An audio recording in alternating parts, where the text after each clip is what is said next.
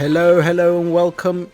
You're listening to the Nordic Takedown, a Star Wars Unlimited podcast. My name is Victor, and with me today, I've got the champ, Adam. Not so easy being humble when you got a perfect record, is it? Not easy, but I think I manage. Also a champ in his own right, I've got with me Tobias Lind. Welcome. Thank you. So today we're going to dwell quite a bit on the Stockholm PQ.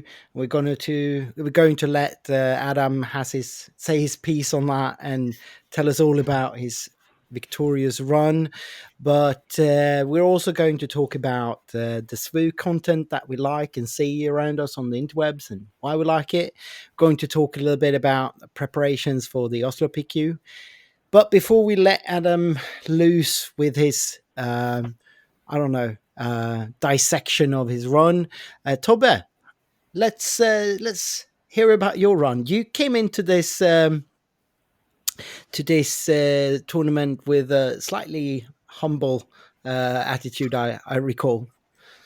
Yeah, I didn't feel prepared at all. I had a rough week, a lot of work. Wasn't really comfortable with the way I built the deck, but yeah, I played the Anakin Blue that you've seen on the channel that Adam showed before and stuff like that. So like I've been a part of that deck building since day one, and so I kind of knew the deck. I did some tweaking, and I just brought it and then said, let's see what happens.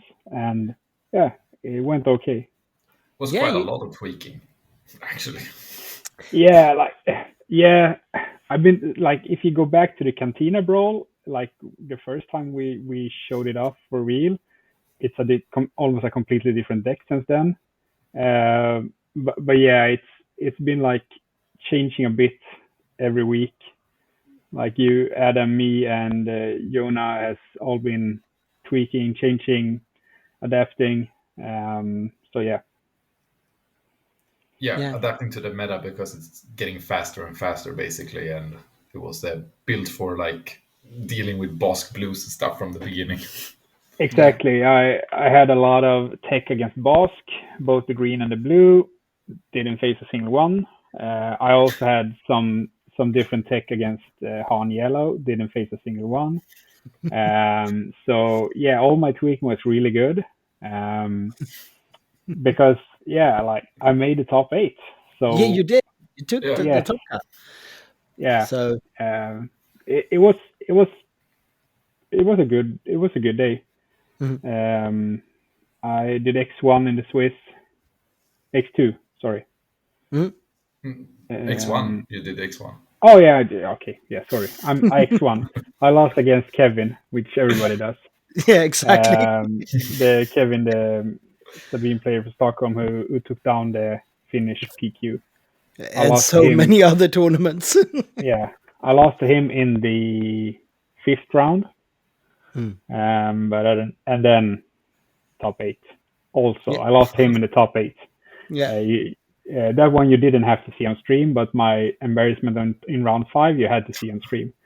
But yeah, it was a good run up to that point. Played some fun decks, a lot of fun people. It was a really good showing from the community overall. So it was really fun to be there. And like Alphaspel has been the place I played the most games in. Like that's kind of like when I played Flesh and Blood, it was mostly in Alphaspel. So that's kind of the place where I feel like it's my home ground. So it's really fun to see everybody there, to like greet everybody, to get to the store and just play together. Yeah. I mean, I've been playing at Alphaspel for as long as I can remember almost. And like the new store they got, it's not that new anymore, but it's such a treat to play there. It's such a nice place.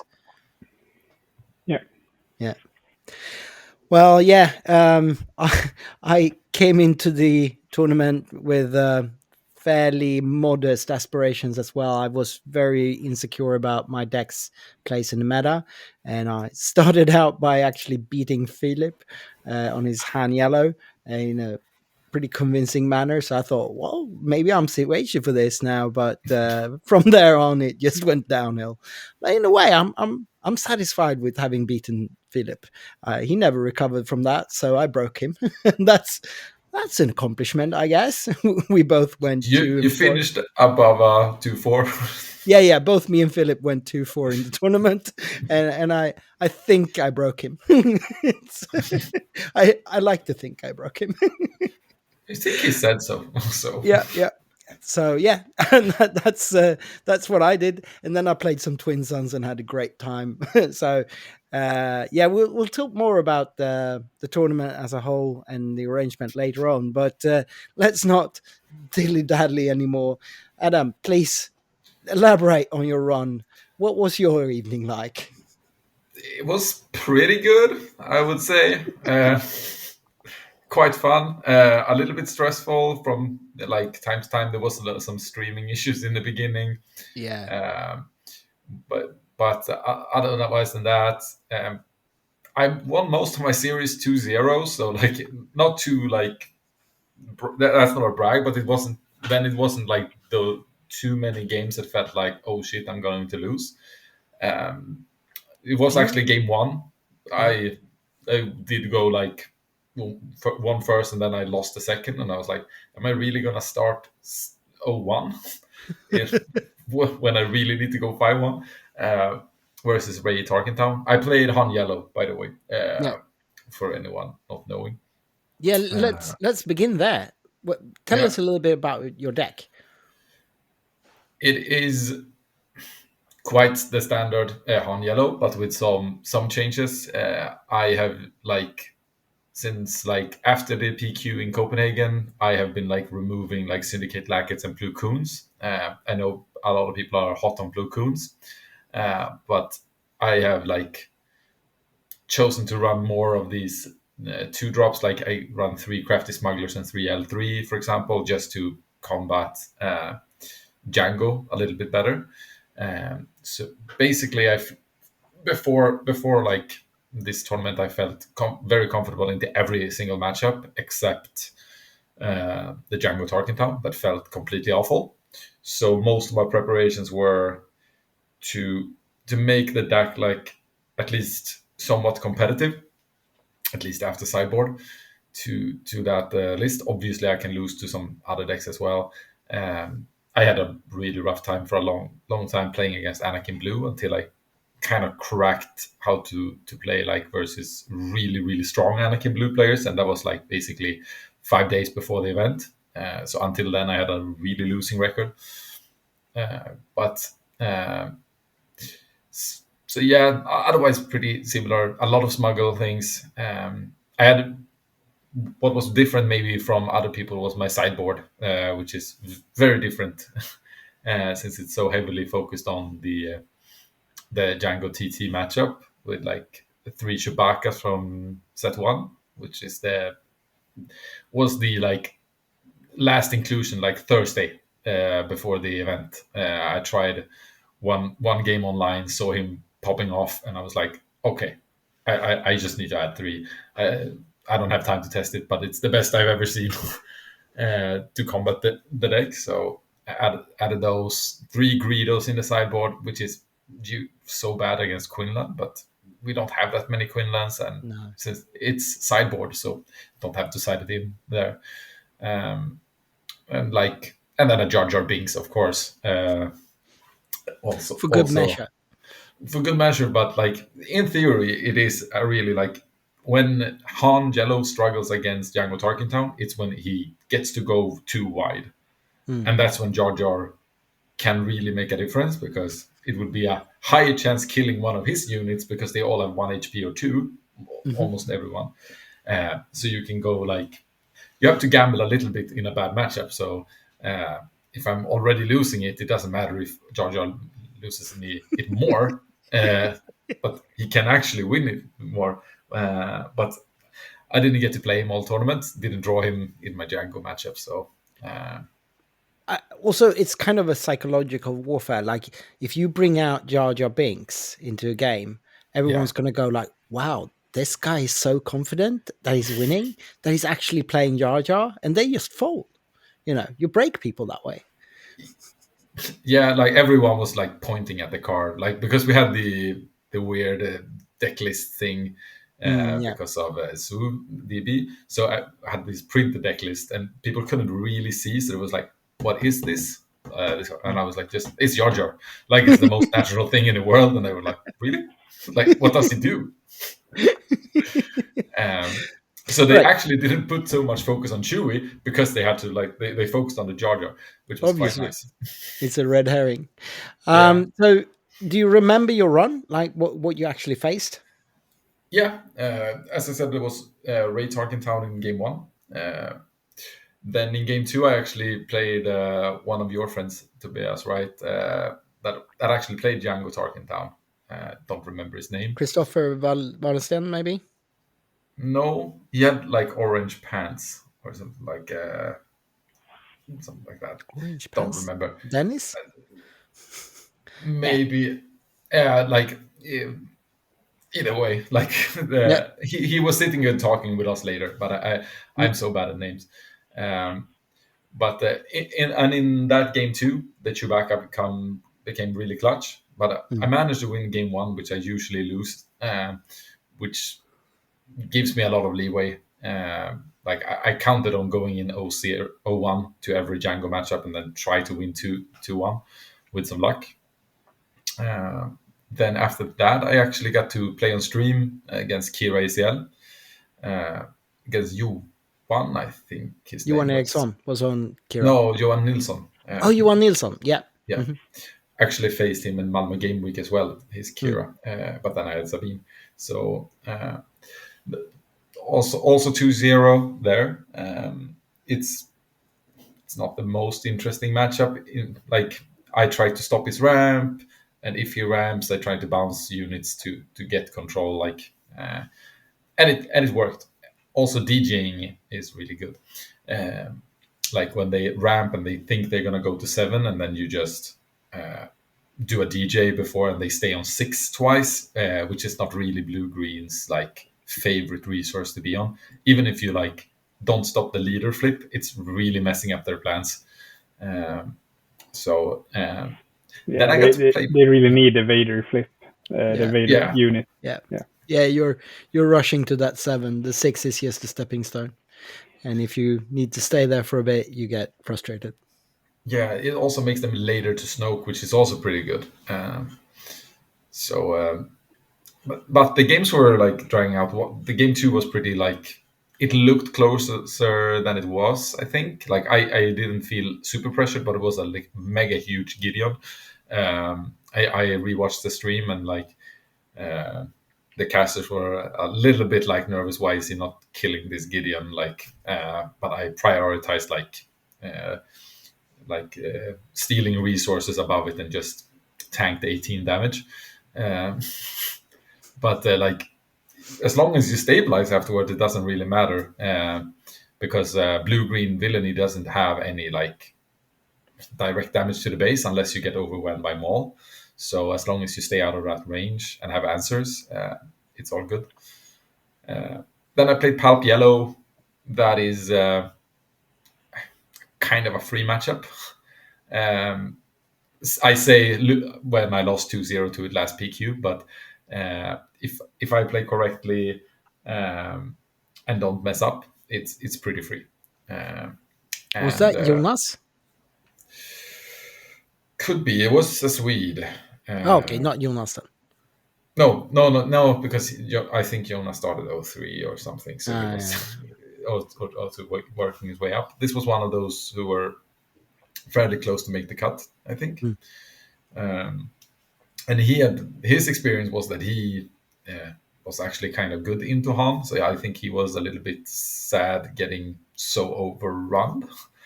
But there is actually nothing much that is easier to DJ than Palp.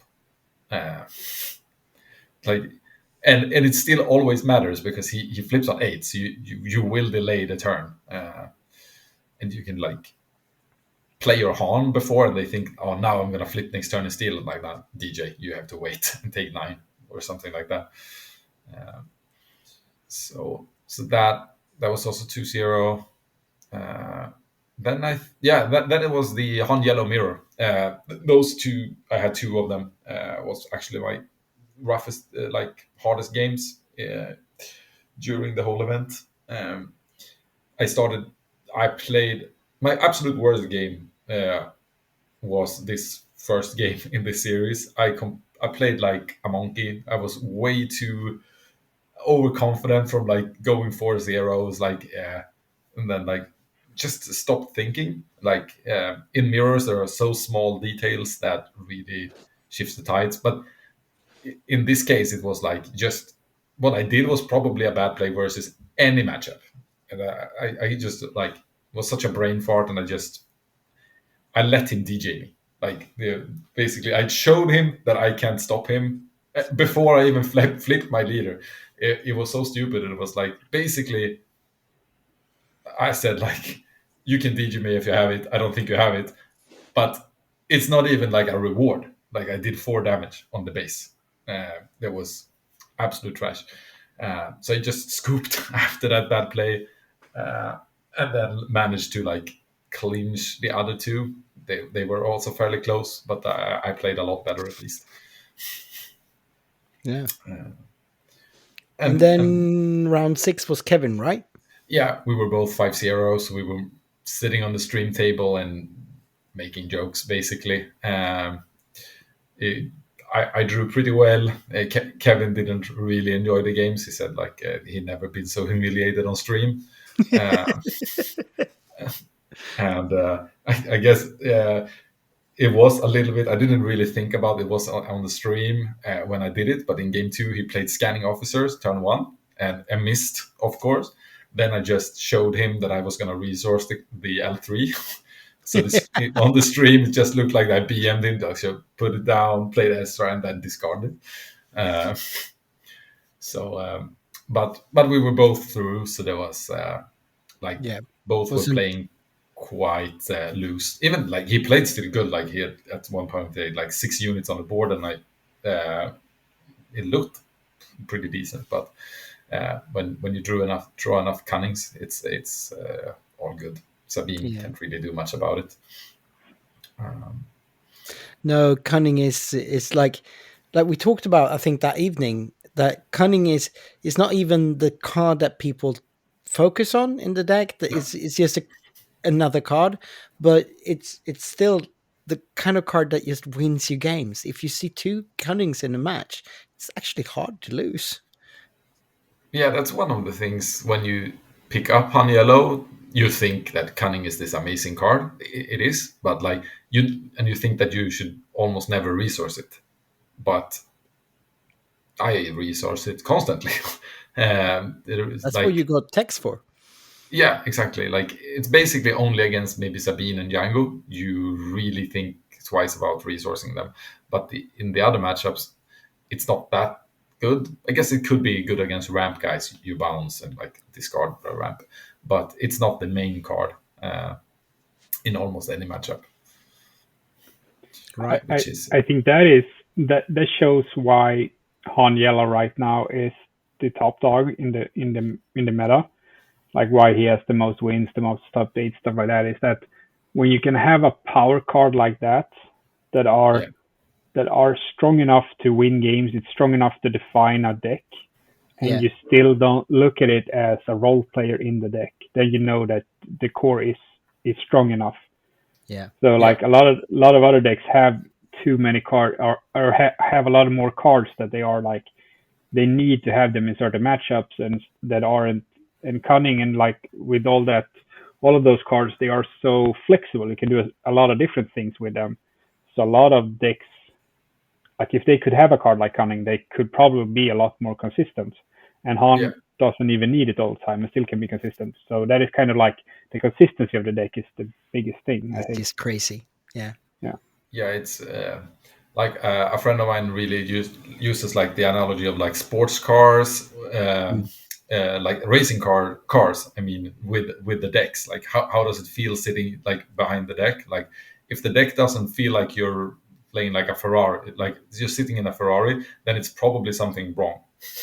or you're not playing like the elite deck. And like that's kind of why in the beginning when we were playing the Anakin Blue a lot, I actually felt like we were sitting in a Ferrari that nobody knew was a Ferrari. Like it was disguised like maybe a Fiat or something.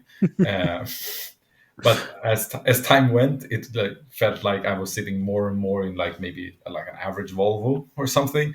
But like a very strong car, like good car, but like if you put it on the racetrack, it's going to lose most of the times to the really big ones. And then I just started playing Han, and it like did most of the things that Anakin kind of did. Like Anakin never ran out of juice before. Like the gas was always there. Like with Tech Cassians, even though the card and you had a card draw with 3PO, but then with Han it was like just it's 15 smuggle cards or 20 like just without tech. So and you can just endlessly play above curve. And since you play double yellow, you can play these cards that are like balanced on being like a little bit broken for their cost because they are of double aspects. And I immediately felt like that this is like something else. Like I've always felt like Han 1 is the best leader, has always been, because the constant resource cheating, even though Boba has had the better decks many times. But I am not saying that Boba did not have better decks, but like I've always felt like Han 1 has always been like the leader that is potentially most busted because of these resource things.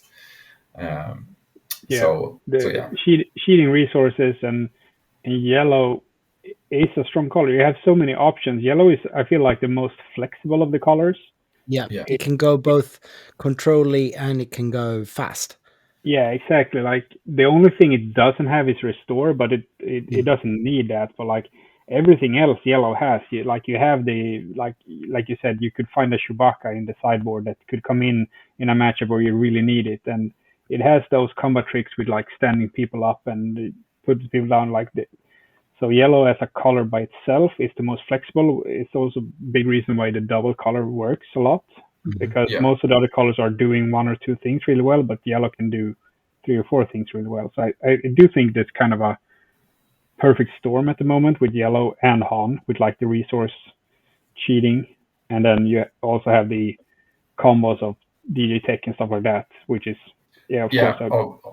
obviously DJ Tech is obviously like one of the things that makes it so strong, but that is also helped because of the double color. Exactly. With like he's the only leader that can use DJ properly. And double yellow is also like, because Han Green can't really use it properly, in my opinion. No. He's playing a DJ at what, 9? Yeah, 9, or you have to have tech out, and that is so easy to disrupt. That's not. Then it doesn't matter. But if you can play DJ at technically 5, because of the double ramp when you flip, it's busted. But it's busted in a much more interesting way than maybe Boba was. It's something out of you. The fun thing with the Han Yellow as a deck, I think, compared to what people think maybe about Sabine sometimes, even though I don't think the complaints are like completely true, is that if you're not really, really good with a deck, you actually do nothing. Yeah. Like you're not making a top cut with like and being average with a deck. Then you can play another deck and do way better. Yeah. I do think that one of the points you made about like you finally figure out the Anakin Blue matchup is like, because I've been on the other train of that, like you and me discussed like a week ago, where I said like I cannot beat Han, and you were like, I can't win against Anakin, and I was like, but you need to. And then we had a discussion about why I told why it was so hard for Anakin, and I think that is the thing, is that you need to understand every single matchup, because what yellow, like when we're saying something is flexible, that also means that you can do it the wrong way. Like you can use, if a card has a lot of things you can do, it's like it's like the royal regional governor that I'm running in the Anakin deck that we didn't have initially, but we have now. It's just like it sucks when you call something that is way off, but at the same time, when you're playing Han, you're calling DJ, then you know you can go to your turn 6, like stuff like that. When you call, it's not about them having it, it's about them not having it sometimes, and stuff like that. The more flexible a card is, the more you can also make it wrong. Like you can do the incorrect thing. So I do think the skill cap is something that is really making that the Han deck is not, it's not a big problem. Like I don't think it's a problem. I do think that other decks need some other tweaking and stuff like that, and I do think there's still stuff to do about it. But yeah, it's the strongest deck because it's the most flexible deck. Yeah, no, I agree 100%. Like I've been saying so many times on the podcast, like Han Solo decks are so hard to pilot that whoever does well with Han Solo would be doing well with another deck as well. It doesn't matter what deck is the top deck. The best players, if they play that deck, they're going to do well. Han is more in a way, it's amplifying that because you can't play it well unless you're a really good player, and it doesn't really matter if you're a good player. Actually, you have to be good with that deck, and you have to understand the decks like you're talking about, Toba. It's if you're playing flexible cards and a flexible deck, you need to know what every other deck is trying to do in order to use the things the right way. So you have to not only understand the Han deck, you have to understand the decks you're playing against, much like you were talking about there. So yeah. It's putting the same strain a hard control deck is doing, where you're like, I need to play my control pieces in the correct way, in the correct sequence, otherwise I'm going to get run over. Han is doing the same thing, but in an aggro mid-range shell, which is really interesting, but it is hard to do, and you need to understand the meta. You need to understand the decks you're going to face. So sure. The deck is like, even it can be the fastest deck in the meta. Some people say, but most of my games I'm not going that fast. No, like I take somewhat of a control-y side because I have bounces, so I'm just developing the board. Like it takes time, playing it more safe. DJ Tech, for example, that doesn't. I don't smash your face when I'm doing that. I will 2-3 rounds later, but and that is like, it's easy to get lost in these small things. Like one of the things with the Anakin Blue matchup was I was too focused on the DJ Tech thing, because DJing Anakin is the best things that can happen to you, but that deck has so many answers to it. So I need to focus on the alternative game plan, still threaten it but still not do it, and do other heavy plays when they try to defend it, because they sometimes have to defend it prematurely. Exactly. Like as an Anakin player, I was forced to put in Sabine into my deck, which is a card I personally don't think is a good card in the Anakin deck. Like I know it's a really strong card in a lot of decks, but in the Anakin deck, you want your turn 1 to survive. That's kind of the number one rule, because if you have a unit, you can use the Anakin ability. If you don't have a unit, you can't. So Sabine is going to die, and like Regional Governor or C3P or everything else is going to survive.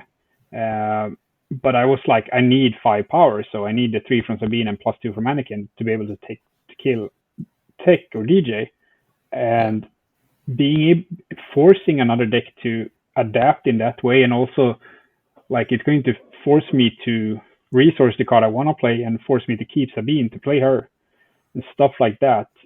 And if you know that as a home player, then you already have a couple of percentage in everything else, because now you can play a normal game and then you can win because of that, because the Anakin player is forced to work their play style around it.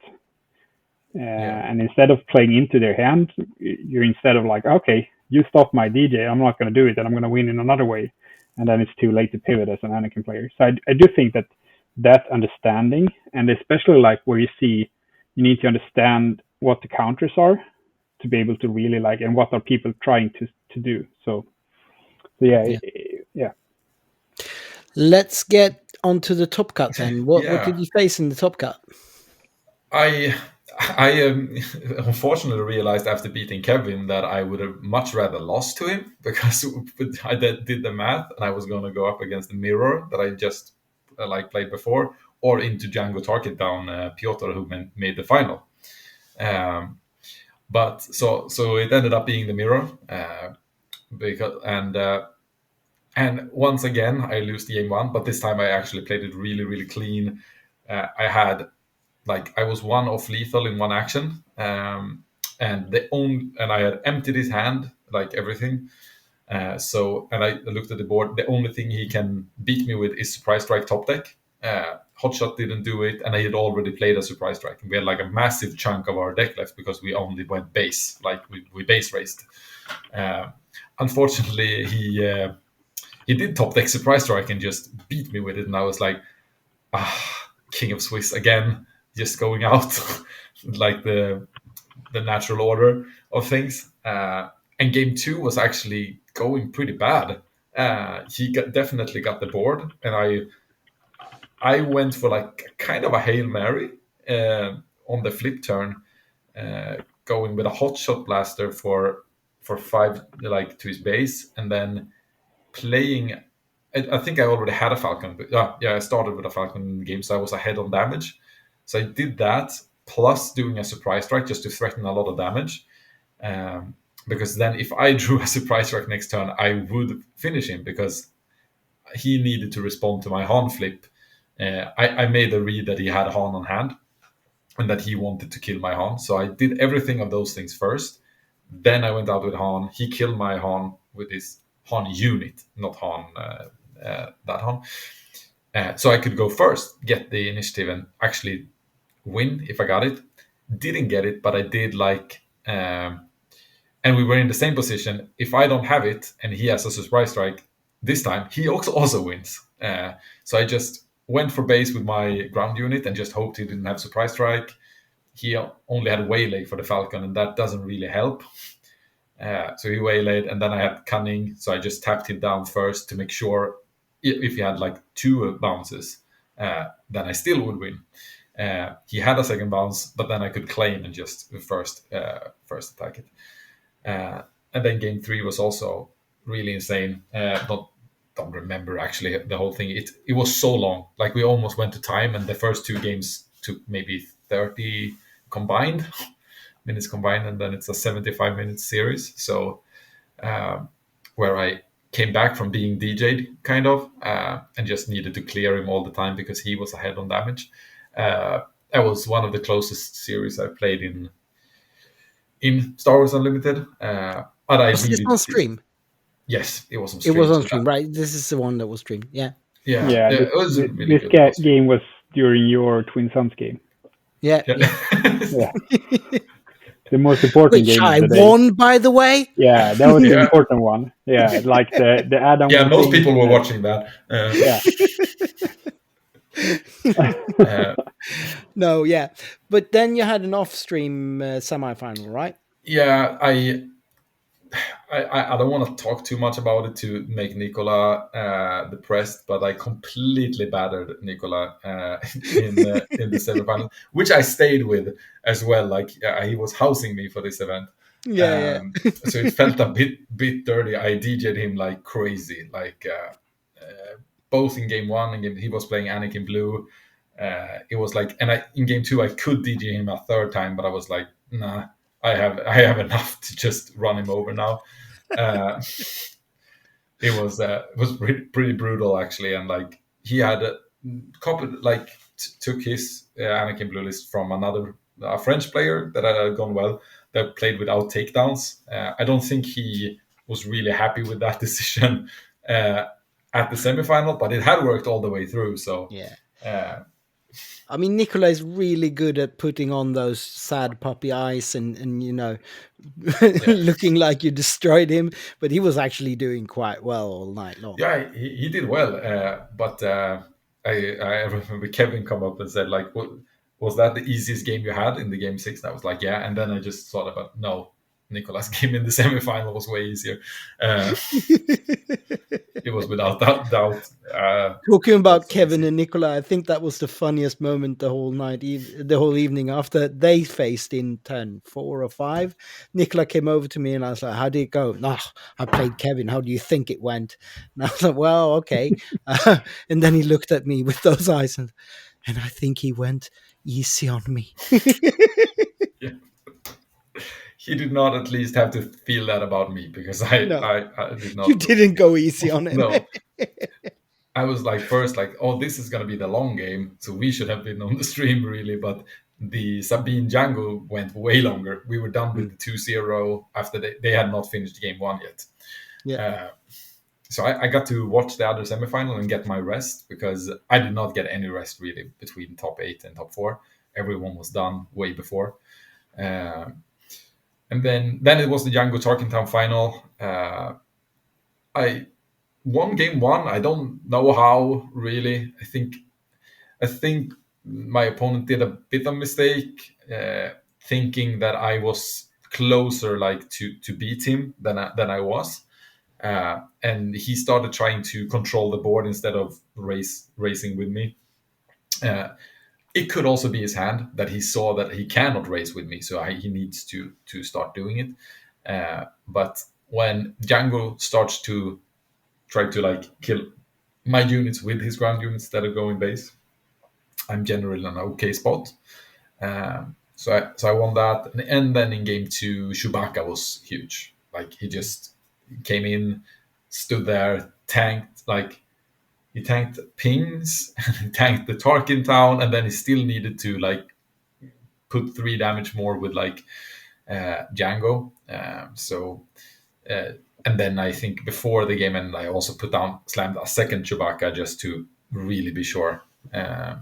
So that was cool to see that the preparation for Django Tarkentown really paid off, even though I was not very confident going into the final, because before I had made those changes, I was actually the one suggesting to him to swap to that deck, and he completely battered me, like, the week before.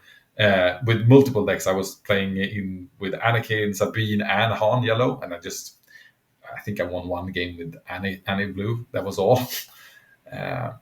So Piotr is a really nice. good player. Like, he's a very versatile player. He's been playing everything throughout the sets, and yeah, he's really good. Yeah, and it's the second final I beat him in as well. So that was. Yeah. I do think that his deck was also like I haven't been enough in the meta as I should be, probably. Like, that's kind of why I didn't felt super comfortable going in. But when I sat down to face him, like, I've been playing Yangos in the Stockholm meta a lot, and, like, felt pretty comfortable. Beat a Django a couple rounds before. I faced him in the last round.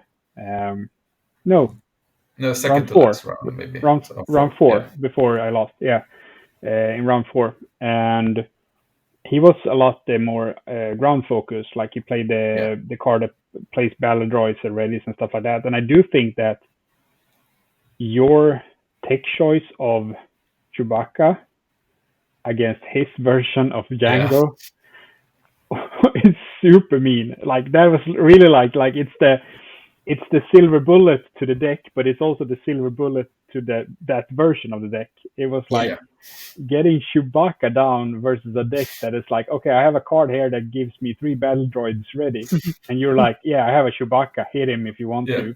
I'm gonna hit you for 9 here. So I guess we're even. It's like, and even like even if it doesn't get to stand up, because it did never get to stand up in the final, but like he still has to sack like a Greedo into it plus something. Like it's really good, and I suspected it would be more of that version, because it's from the swoop racers, but like I think the Stockholm meta is more into the KTOD versions, which are a bit less ground focused. No, they run the Rebel package, a lot of them, and they've been looking at Alexander's deck and those decks, and the Ian Klein's deck and the American decks. Yeah. Yeah, and they are not as they are much more space focused, and they aren't as fast. They have more control in them, which is generally a little bit better for Han. But the ground swarm is disgusting. Like, so that's really all I did the last 2 weeks were like trying to find a way. Like that's how Jar Jar came into the picture from the beginning. Like, is there anything that can give me some sort of an edge? I just looked through the binders and like, could this be good? Could this be good? Like all yellow cards, and like Chewbacca could be good. So he was like fourth on the list first, and then it was the last thing I tested before I went. No, I do think that deck was really interesting. Like I said, I faced it with Anakin, and I haven't really spent enough time. I've kind of seen it once or twice just in the periphery, but I haven't really looked at it. And now it was a strange feeling, like especially when like I've been pretty comfortable playing against the other type of deck, like the space focused, and so my sideboarding from when I sideboarded from game 1 to 2. I needed to reside everything into game 3 because I was like, yeah, that was a strange deck, but I'm just gonna do my sideboard and then play game 2, and I was like, felt awful. Yeah. and then I went back because my strategy, like you said with Han, is like my strategy is to lose game 1 and then win 2 and 3, and then I managed to win 1 and then lost 2 because the deck didn't at all feel like, and so I just let's go back to figure out what it actually is doing. But yeah, it's a super. I do think that deck should be played a lot more than it is, or at least that I've seen it. I do think that version. I haven't seen the matchup spread, but it felt like that deck have a lot better matchup spread, and then had a lot more options.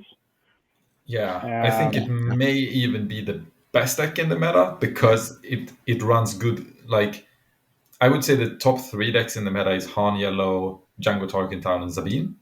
I agree with that. And Sabine is a step below because it's bad into both Han and to Django. But Django could be a step higher because it's good against Han Yellow and Sabine. So no, I gave that deck as soon as I saw Sip winning with it. I gave it to the Jacobs, which I hang out with a lot, and I immediately regretted doing that because that deck in the hands of those assholes, it's just scary. You don't want to have the Jacobs on that deck. Yeah, and you can see that with Piotr taking second place in the tournament, the only I haven't watched the final yet, but like it's a good deck, and I do think that his only loss in Swiss was against my Anakin Blue. So he was 5-1. Yeah, not taking anything away from Piotr. He's such a good player. No, exactly. It's a great deck, but it's also in the hands of a of course player. You need to play well. Like when you get to that position, like all the players that are in the top tables when you get into round 6 and stuff like that, like it's a lot of it's not easy games. It's super hard games. Yeah, Piotr had crazy strength of schedule. Like even though he was coming in with 1 loss into the last one, he still surpassed Kevin after Kevin lost to me to the 5-1. So he went strangely enough, it was the first and second in Swiss that got to the final, and the first still won. It was very weird compared to how tournaments usually go. It's the way it should be. We should just have ended it after the Swiss round. That was just waste of time. Talking about waste of time, you did get some value from your time. What was the prize support like for you? It was actually pretty good. Obviously the standard thing, everyone kind of knows that was the Tranquility Champions card, the playmat and stuff. But it was 2,000 Swedish crowns, like 170 euros. Swedish crown is really crappy. In gift certificate on Alpha Store, on Alphaspel. And then it was 5 boxes, but 2 was Spark of Rebellion, 2 Shadows, and 1 was Twilight of the Republic. So it was more of the better boxes or more valuable boxes. So that was pretty nice. Yeah. Dude, I do think that Alphaspel put in a lot of money to make sure that the price support was good. like it's always top heavy like it should be, but like even getting me, like I went to the top 8, it's like I got 600 kroners, which is like, what is that, like 50, 55 euros, something like that, Yeah. in store credit. So, and that's like just coming top 8, so like it is good. I know the semifinals got like a case, but mixed some way. So Yeah, they got a box, yeah, not a case. oh yeah, box. Okay, yeah. Yeah. Uh, And more store credit or something. Yeah, like yeah, store credit yeah, plus exactly. box. They had Yeah. more store credit than I got and a box. So yeah, I do think that, and this is like, I'm like Alphaspel as a store is great to be at, because Yeah. it's a great place to be, but they also make sure that they provide a lot of.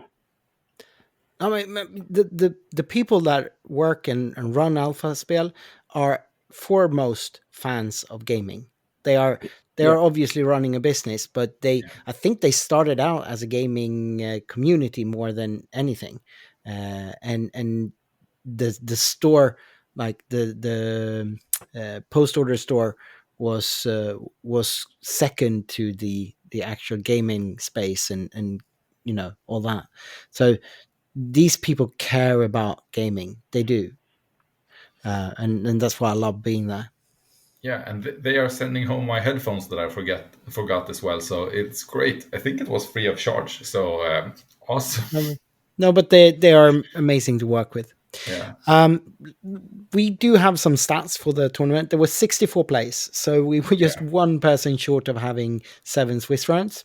Which I was very sad about in the beginning, but very happy when I went 60. Yeah, and Jona was so grateful for that as well, like having to stream. So we did a full stream of the whole thing. It's available on our homepage, and you get to see a lot of Adam's games, not all of them, but quite a bit of them, to see how the thing we just talked about for quite a extensive run here. We had. We might be able to publish some breakdown and stats for you on our next episode, maybe, or on Discord or something. I think Pontus is compiling some graphs for you. That's kind of his thing. I might actually have some for you this weekend in the cast for the Oslo PQs. We'll see. But what was the feeling? What did it feel like to you guys? What was your takeaway from the tournaments, except from the actual runs and winning and all that? Yes. Oh, okay. Like I felt it was really good. I really like the Alpha spel, like what the local, the venue, the room, the venue. Yeah, like because like before I've only been there now two or three times. Like before, it was so different. We talk about the new Alphaspel. So I really enjoy playing there. It's good air. I love that there is a bar, like everything. The setup is really good for having a nice tournament. Like there are good spaces to be actually after, like when your games are done, you can go away and sit at places and feel like you're not in the way. Which is not every store has that possibility. So I'm not shaming any store, but that is really good for these big events, like because there are a lot of people you just meet and want to talk to. So like, but at the same time, you don't want to destroy someone's game. So I felt like it was really good, and it was really nice. There was quite a lot of people from different countries coming. I think it was from Estonia. There was some Americans apparently. We had Norwegians, Danes coming. So it was really felt like a Nordic championship in a way, feeling. So I really enjoyed it. Yeah. I have to say, I think like one of the most on the point things is like for Alphaspel, they have the gaming space on the ground floor where you enter, and they have the store. You have to go up a flight of stairs to actually get to the store. And the store is super amazing. It's a really, really good retail store, but that's on the top floor. You have to get up there because the gaming space is like the point of the place. Yeah, it's the core. They have the Alpha Bar, which is like a restaurant, hamburger. Actually pretty good hamburgers. Yeah, great burgers and beer and all that. And you can just sit there and play. It's just love the place. Yeah. what I really like is that you can see the community in a way. Like I said before on the podcast, I'm coming from Flesh and Blood, and came into SWU with like I didn't even really know what to take of it, but like we were 64 players. I do think that one didn't show up because they were sick or something like that. So 63 that started the tournament. But like even the nationals for Flesh and Blood hasn't been. They had like 55, 56 players, something like that. So and they only had one event bigger than this, and that is kind of like yeah, in the Nordics overall. And like when they do these type of level events, they usually have like between 30 and 40 players. So I do think that you can really see the community, like you can really see the interest of the game. You can really see that it is growing, that a lot of people wants to play. And I do think that it's really fun because it shows that there's a lot of potential. And yeah. But something that stands out to me is like, even though people had been driving from all over Sweden, from Denmark, from Norway, from all over the place, I'd recognize so many faces from all over the place as well. Like, oh yeah, the Danes are coming, like the Danish people. Oh, there's the Norwegians and or the Linköping crew, and like it's also so familiar. It's in a way it's large and there's lots of people and there's people coming in from all over, but it's also very familiar. Yeah, it's friendly. Like you can Yeah. really like before the event, you and I was sitting there talking with the Linköping crew, and like I haven't really met them before, but right away they were like, "Oh yeah, hi." We started talking, and yeah, so I do think that we really like I'm telling everybody like we built a big good community where everybody's invited, everybody's welcome, and you can come from Estonia or Denmark or Norway or whatever and still be a part of the PQ and like have a good time and get a chance to meet other people that want to play a good game. So Yeah. I do think that is the best thing for me this weekend. Like that is kind of why I went, because like this is my whole time. I need to make hometown. I need to make sure to get to the event. This was the first time I managed to get away to a bigger event. So like I didn't know other people, but I really felt that yeah, this is a great community. This is something I want to keep being part of. Yeah. No. Yeah, and I really hope that Aspody and FFG sees this turnout and like also these events that the Malmö Game Week and Cantina Brawl from Skövde are doing in Sweden, and like see that there is a lot of investment from particularly Sweden, I would say. Oh, Denmark in the as Nordics. well. Denmark is also doing some stuff as well, but like these making these big events even without PQs and this that we get more PQs in the future, and maybe even like a Nordic sector or something when they are going to increase those because but maybe we can't reach 1,000 people in the Nordics to get. But to be fair, people will travel to the Nordics to get to a sector. So I think like it's also like there are very few. There is almost no like complaints and bad habits on. I think you can almost always see like the people just played, talk a little bit afterwards, almost always. Not everyone is that personality, so that doesn't mean that they are angry because they don't want to. But like, and most people are also kind and tell people like you should. Like many people ask like what they could have done or something like that, and I always like just you could have thought about these things like. So yeah. I mean, after a loss, you can often have a good talk with the person that beat you and your friends. Like no one takes it personal. It's great. Yeah, just me, but since I went 9-0, it doesn't matter. Like, I was. No, yeah, I do think that like we said, like the community and also having such a big community and still having a great community. I do think that was a really good takeaway, and I do think that is what I'm taking away from the weekend. Like like I said, I didn't have any illusions that I was going to win it. I did a lot better than I expected, but yeah, the community was the thing. Like that, we managed to be in a place, so many people, and have such a great time together. That is kind of what's in it. Like that's why you do it. Yeah. So the PQ season is rounding out all over the world, and in the Nordics, we just have one PQ left. Next weekend, we will have the Oslo PQ, and from the Nordic Takedown crew, we have actually quite large contingent, but that's going to have to be you representing the three of us then. What are your preparations for next weekend like now, when you already got one down, Adam? Yeah, it kind of depends on how much downtime I get. I've already traveled like to Karlstad, which is a few hours from Oslo. But that means I don't have my usual gaming setup. So like it's either just run it back, I guess, or like try to find something newer and like fun in a way. Yeah, I heard Niklas But Lindroth has cooked up a really, really strong deck. It's yeah, it's an he OB1 went, ECL, I think. yeah, 014. I Oh, and think he four, went. yeah. Yeah. So it's more likely that I'm doing a Kevin and just keep playing what's already working. Yeah.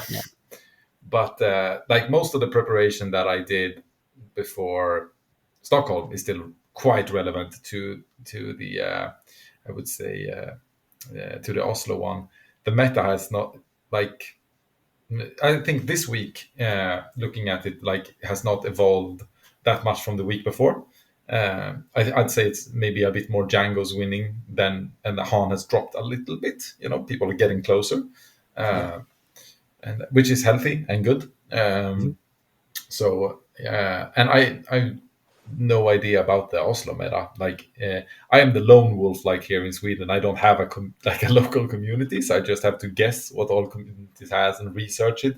But also, I have no idea. So it's just playing as much online games I can because and see basically, and hope to be the first one that has two champion playmats in the Nordics. Could be. Yeah, But I'm preparing Jason quite and a. Jonah is also coming, so Yeah, and it's going to even be. Steven, right? I think Yep, coming as Steve-O is well. coming as well. So yeah, it's going to be quite a large contingent from the Nordic Takedown there. Me, I'll be here though, casting the whole thing. I won't be alone. I've been bringing in guests. I'll be joined by the always tell me the odds. Yeah, That's their go. always tell me that. Always tell me the odds podcast guys. They're going to help me out with a bit of the Swiss rounds, and then I'll bring in Jonas from Denmark, the Nice. Cad Blaine Blue, uh, Co-innovator or yeah, co-innovator, and he'll help me to round out the Swiss rounds. And then for the top cut, I'm bringing in Jeff Creasy and Loopy, two American. Jeff Creasy is usually called Wait Wait Don't Kill Me on the Bothan Network. Really great player, but also been casting a lot of the American PQs this season. Him and Loopy has been commentating quite a few good streams, and they both agreed to come in and help me out with the top cut. So we're going to have some top commentators for that. It's going to be great. It's going to be real great. I'm really looking forward to that. So please do join me on Saturday and watch that thing if you can't make it to Oslo, because that's even better. If you could make it there, yeah, make it there. It's going to be great. It's going to be the final hurrah of set 3, I think. So yeah, yeah, most likely for us at least. Yeah, so definitely. So live streaming makes for some kind of segue into our last topic of the night. I wanted to talk to you a little bit about, like, as we are doing content for Swoop, but we also, at least I do consume quite a bit of Swoop content on the interwebs. What do you like? What do you prefer? What kind of content is your favorite content for for watching or reading or listening to Svu, outside of obviously the Nordic Takedown podcast? What do you like, Tobbe? I really like podcasts. For me, it's mostly because it's a format I really can enjoy. Like when I go to work, I usually ride my bike, so that's a 45 minutes ride. So get a podcast in one of the ears, and then go downtown to. That's really good for me. So that's kind of like something I do because I have time for it. But I also like it feels like it feels like sitting in the podcast. It's like you're having a conversation with your mates, and you're having a discussion. Though, like, yeah, you're mostly sitting there listening. But yeah, it feels like that. So I do really like it. I do think that if you look at a competitive level, I do think that watching games can be really good, especially like targeting games. Like especially if you have problems like you have something like exactly like Adam talked about, where like, okay, I can't beat the Anakin deck. How do I do that? If you can find a couple of VODs where you can like really look at the lines, look at what cards are making a difference, stuff like that, it's really good. Other than that, I'm I'm perusing the Discord, like looking at the website, just trying to get a feel about what people are talking about, because yeah, you don't have time to do anything, so you need kind of keep your ear to the ground. Yeah. How about you, Adam? Yeah, like I am like a gamer in first hand, like has always been. So like sometimes I get a little bored, like watching like too long of YouTube videos and just want to play, uh, learn by doing in a way. But podcast is for sure my favorite way, because I like to take walks, like and like sometimes at work when I don't have like social things, just have something in your ear. So I consume pods for like many of my interests. So that is like my favorite way of doing it. But I also like this the SVU competitive hub. I'm going to shout that out. That actually has tracked like most bigger tournaments, like definitely all PQs, and like check what's new, like the new list that's coming out in the PQs, and like see, okay, these cards are new. Should I test them? Should I like test to play against them and stuff like that? That's how you kind of get ahead of the curve a bit, and so that's I kind of like reading, in a way. I feel like I learn a bit more. I get less, not bored, but distracted. Like I get easily distracted, like when I sit on the computer and put on a YouTube video. I think I do watch some of like Thork's things and put it on, and like then I find myself like sometimes 20 minutes in, like, what has he said? Because I have started play some game or something. But and that's not talking down to the YouTube contents, because I think those are great, and but I usually look for specific things, and something I do need to do more is what Tobias just said. Look at games. I usually like to look at the top cut games from streams, especially like finals or semifinals. But even like top eights from these 100-player tournaments, because then you actually get to see good gameplay, and that's always fun. Like I'm someone, like when I played a lot of League of Legends, I like to watch LoL esports, because it's always quite fun to watch people that are really really good at it. But for me, I feel like I also need to watch. I'd like to watch a game where I feel like it's at least close to my level or higher, because I want to get something out of it. Because otherwise, I could maybe play and get better myself with that time, which is my main goal. Yeah, I feel you so much about on that one. Like a lot of the time when I'm watching games, especially some of the YouTube channels that unfortunately put up a lot of games, and like they are sometimes really good, but sometimes you can see that they're playing a deck that they have no idea what they're doing with, and then it's most like just to show the deck, Yeah.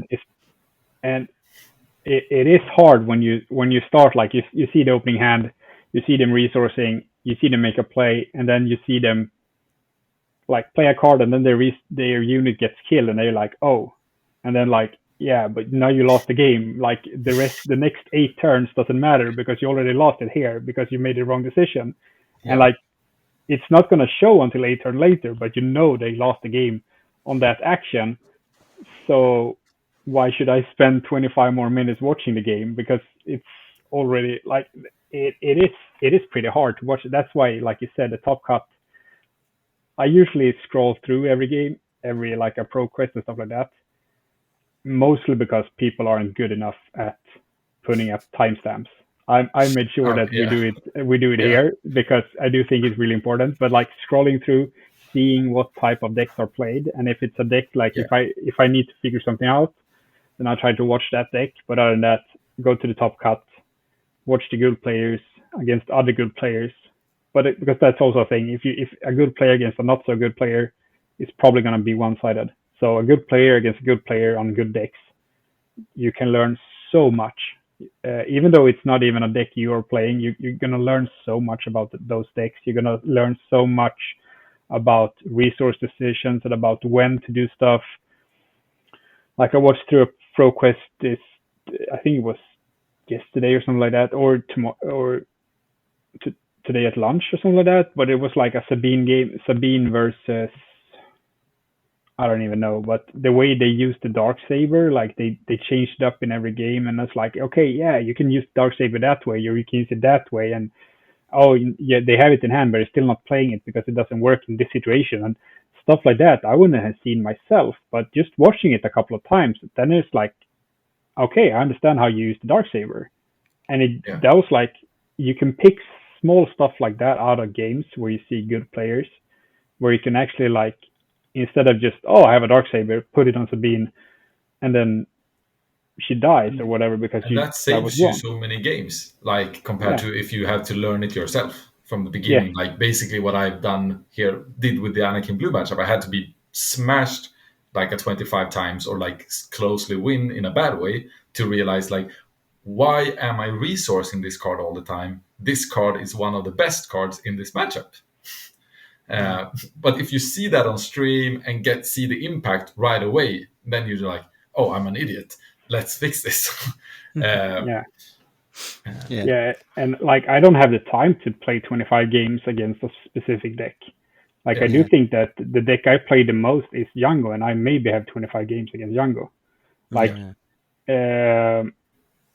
so like I don't have that time. Like I have a kid, I have everything like that. I like wife is working at the hospital, so I'm like I need to make sure that when I play games, it's a lot more efficient, and that I spend the time a lot more efficient than that. Because if I need to play 25 games to learn a matchup, I'm never going to learn a matchup.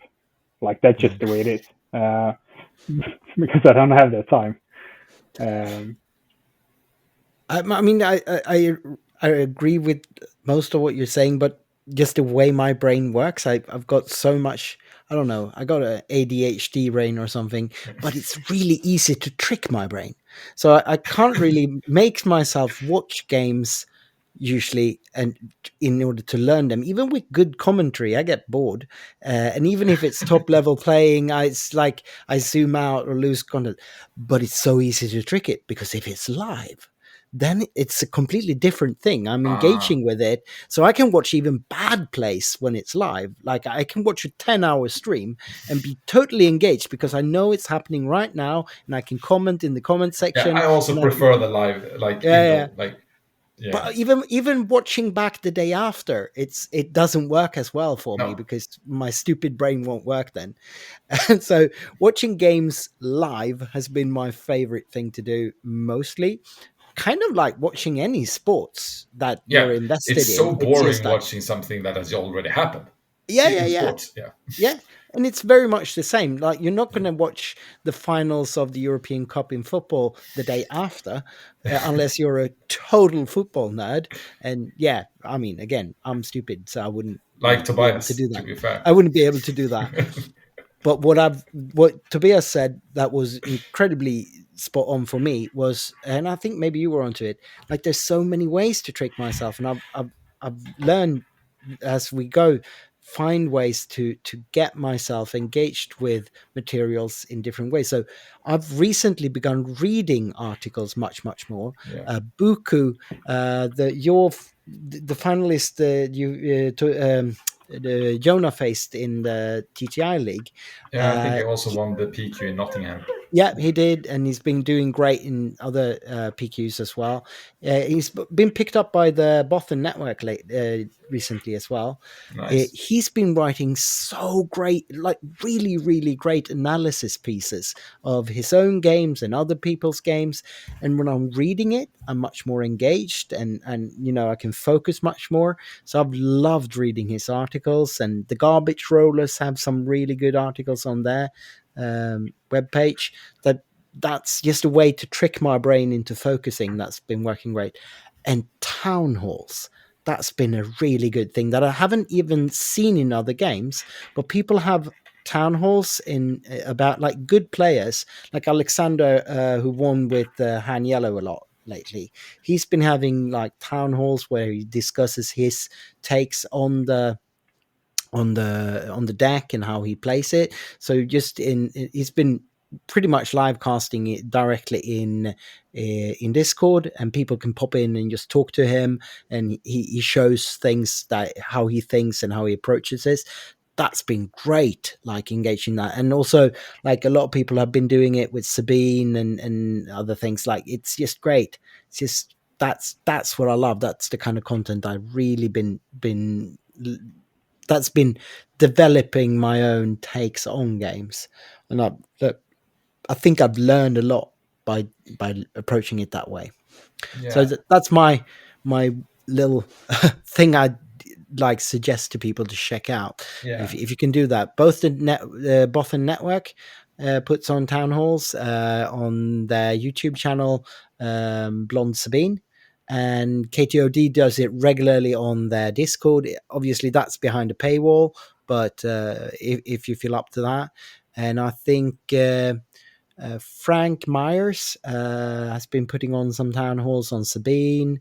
There's more and more people doing that, and I think that's really great. I can highly recommend that.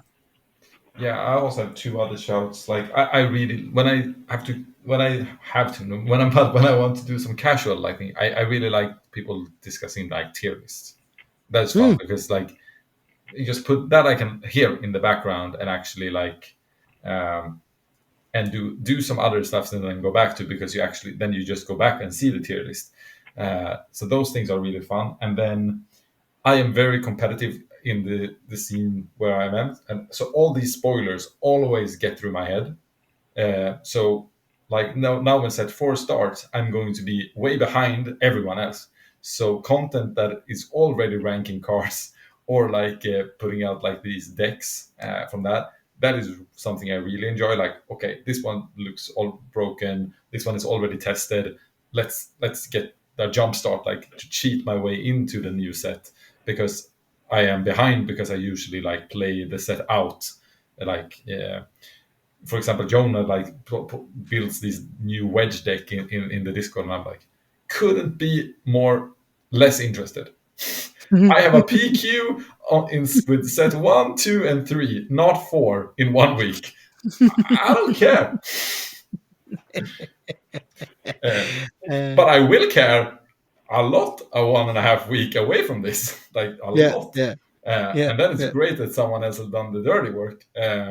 So that. Yeah, I do think that like there is, like, for me there is two sides of like we talked about, like when I was in the pod last time, we talked about Twin Suns. Like, I'm trying to, like, there's not enough for me Twin Suns channels right now that are like putting out content and especially gameplay, because that's just like casual watching for me. fun. So I do really like that as like more on the casual side, but I do think that like I'm coming from a sports background, like I'm a coach, I'm like doing stuff like that. I'm working with high performance people that work with coach development stuff like that. So for me, like I understand what you're talking about, like watching stuff live, but like even in sports which I work with, I usually don't watch stuff live because a lot of what I do is analyzing. Like I'm looking to understand it, and to understand it I need to pause it and watch it back and like figure out, okay, what did they do, why did they do it, and what could they've done instead. So a lot of like stuff you talk about in sports, like deliberate practice, stuff like that, is like I do a lot of that in swoop because I know that like if I have like it's also the mental bandwidth. Like if I have an hour, I maybe just hanging back watching Netflix or whatever. But if I have time and energy to get into swoop, like I need that time to be efficient. So then I need to figure out somewhere where I can find good players doing good things, and then be specific. Okay, what did they do? Why did they do it? And also trying to see if I could have find a better way. Because if I can find a better way than the good player, then I'm knowing that I'm in the right mindset. Like it might still be wrong, and then that's why you need to watch a couple of rounds more and stuff like that. But you do need to like, or at least I really need to put in that mental time to really understand what's happening, because then I can sit down, look at that hand and says, okay, if I keep this hand, I can get to this game state in round 4.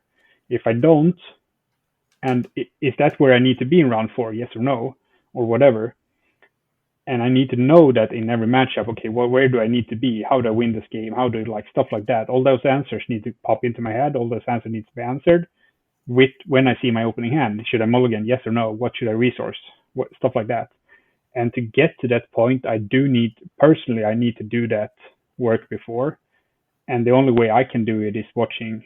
Like I learn a lot by watching other people doing it and sitting down like, okay, why did they put the lightsaber on R2 instead of Sabine? Okay.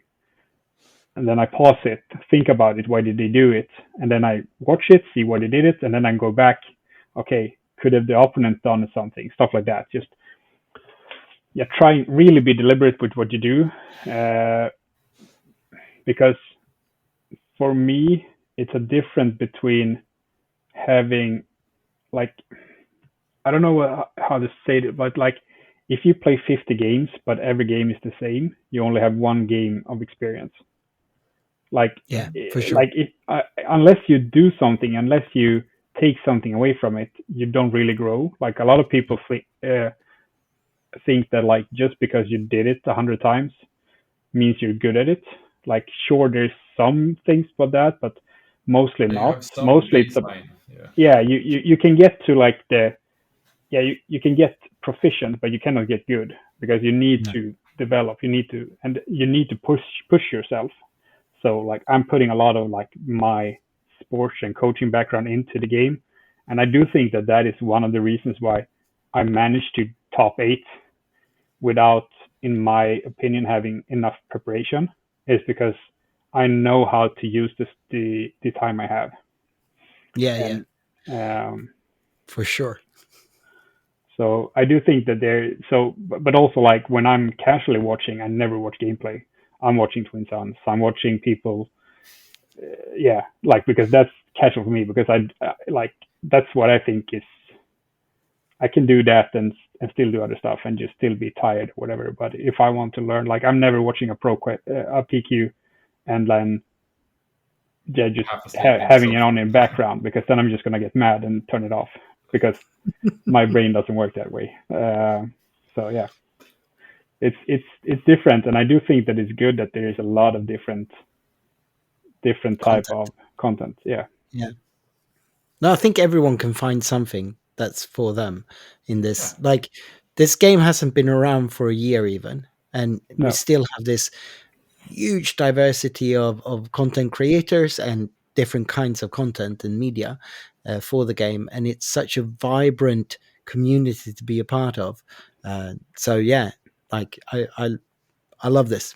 I'm so happy about this game and where this game is at right now in all areas of it. Yeah. Yeah, me too. Definitely. And like, just like there's already been announced like two nice big, like probably big tournaments in Sweden, like for set four that aren't PQ store showdowns or sectors. No, Like, just good tournaments. yeah, You got the Malmö pre-game week show yeah, of something like that. whatever Yeah, they call it, but 29th basically a March. qualifier for the Malmö game week. With pretty sick Yeah, prices, even though it's not the good main price. price is not getting the 350 kroner worth No, ticket into the Malmö game week. that's uh, just a fun thing on top of it. yeah. And then like Monatorsk Mm. revealed their next one. It was going to be the 12th of April, even though the pricing is not set yet. But last time it was 2 cases, so They usually do not skimp on price support. no. So yeah, I hope that's going to be good. And also, there's been some rumblings about there being another card expo this spring, Ah, and they might have a tournament on for that. So yeah, nice. I would we'll have been see. closer by then, so Yeah. maybe I can get there. Well, I think we are running long here, so it's probably time to wrap up here. It's been a great podcast here. It's been a thrill to talk about the PQ with you guys and reliving it and seeing all three of our experiences, how they intertwine. So, I think I'm very happy with this episode. Do you have any final thoughts? Not more than it was nice having this constellation for the first time. It was really fun. Yeah. Have to do it again. Yeah, again, thanks for having me on the podcast. Let's see if it becomes more of a regular thing or not, but I do enjoy it. I do enjoy your guys. I do enjoy the podcast, even when I'm not on it. So, yeah, it's been great. Thanks for having me. Yeah, always happy to have you. So with that, may the force be with you, I think is to sign off, and have a good one. Bye. Have a good one. See ya.